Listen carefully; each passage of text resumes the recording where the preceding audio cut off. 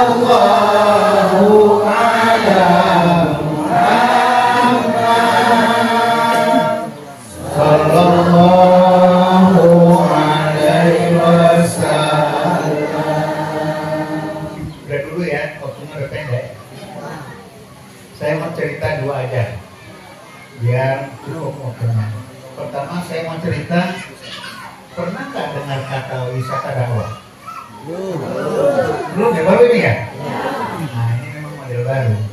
Biasanya wisata apa? Kuliner. Wisata kuliner. Ada lagi wisata apa? Wisata alam. Terus wisata kesehatan, medical, tourism. Ada lagi wisata pendidikan. Ini udah pernah dengar wisata dakwah? Nah ini memang baru ada penamaan. Mari kita populerkan. Wisata dakwah ini beda. Kalau kami di Jakarta, dakwah itu diundang ceramah 20 menit, ada yang dikasih 1 juta, ada yang 2 juta. Kalau wisata dakwah ini kami gak dikasih duit, kami datang sendiri, ongkos sendiri, makan sendiri. Kalau nggak ada tempat nginap di hotel bayar sendiri. Karena kami mau berwisata, tapi wisatanya bukan makan-makan, bukan apa-apa, dakwah isinya. Kebetulan ini orang-orang terdidik semua yang mau ikut nyetir sendiri Pak, nggak ada supir. Ini kiai kita ini umurnya udah berapa Pak? 69, nyetir Pak. Nyetir ya. Ini orang besar ini di kampus dosen. Saya di Muhammad, saya keliling dunia udah 5 benua. Diplomat itu di dunia itu sangat dihormati. Kalau kami ke airport, di airport itu ada tertulis di diplomatic line, khusus diplomat ya. Yang lain nggak ada. Di bawah saya. Tapi saya dari umur 15 tahun sudah berdakwah. Walaupun saya diplomat 35 tahun, saya terus dakwah. Begitu saya pensiun 2020 terakhir di Jerman, saya lebih fokus berdakwah lagi bersama Majelis Ulama Indonesia. Tapi model dakwah saya bukan hanya dakwah yang diundang dibayar, saya juga ke pelosok-pelosok Pak. Nah nanti tadi yang mewakili Bapak Bupati, dia bisikin nama saya, boleh nggak saya undang untuk datang dakwah ke apa namanya suku dalam?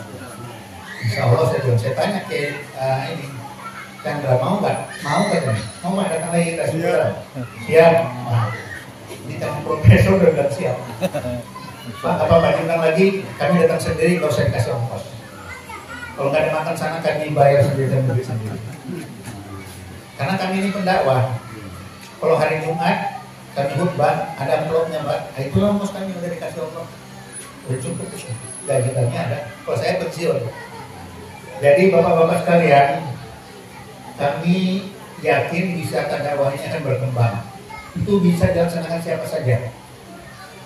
Selama ini kan dakwah ini Pak, Ibu, siapa yang berdakwah itu? Orang-orang yang sekolah di pesantren ya kan? Orang-orang yang sekolah di perguruan tinggi Islam. Orang kaya ikut nggak berdakwah?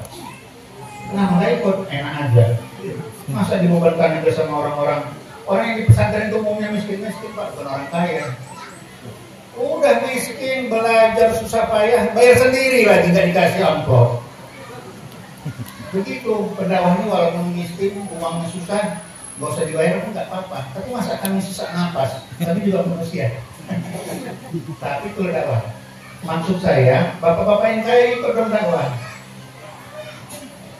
Itu yang pernah saya jalan-jalan ke satu pesantren, harga masjidnya 3,5 miliar. Minimum 1 orang kaya. Itulah Pak, kalau orang kaya udah ikut dakwah Pak, cantik-cantik masjid kita Pak. Sekolah-sekolah kita bagus.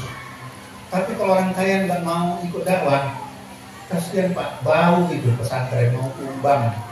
Ustaz-ustaznya pun naik sepeda, krek. Karena orang kaya nggak mau ikut, yang miskin yang berdakwah. Udah nggak makan, TBC lah nyolat. Udah nggak ada duitnya. Jadi kami mau ngajak orang-orang kaya ayo dakwah. Ini pejabat-pejabat negara ini jangan mentang-mentang jadi DPR, jadi bupati, wali kota merasa terhormat dan mau dakwah. Nanti ditanya Allah, tahu dikasih jabatan dakwah enggak? masa jalan berlubang-lubang terus? Nanti bertanggung jawab.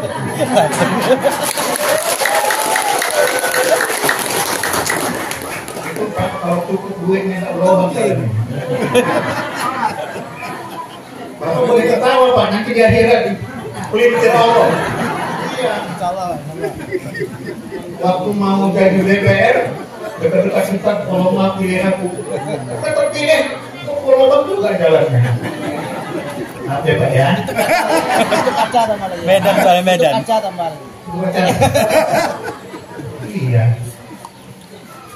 Sebenarnya ada orang yang alim, kalau diangkat jadi pejabat, dia bukan bilang alhamdulillah. Apa yang bilangnya? Innalillah wa inna ilaihi raji'un.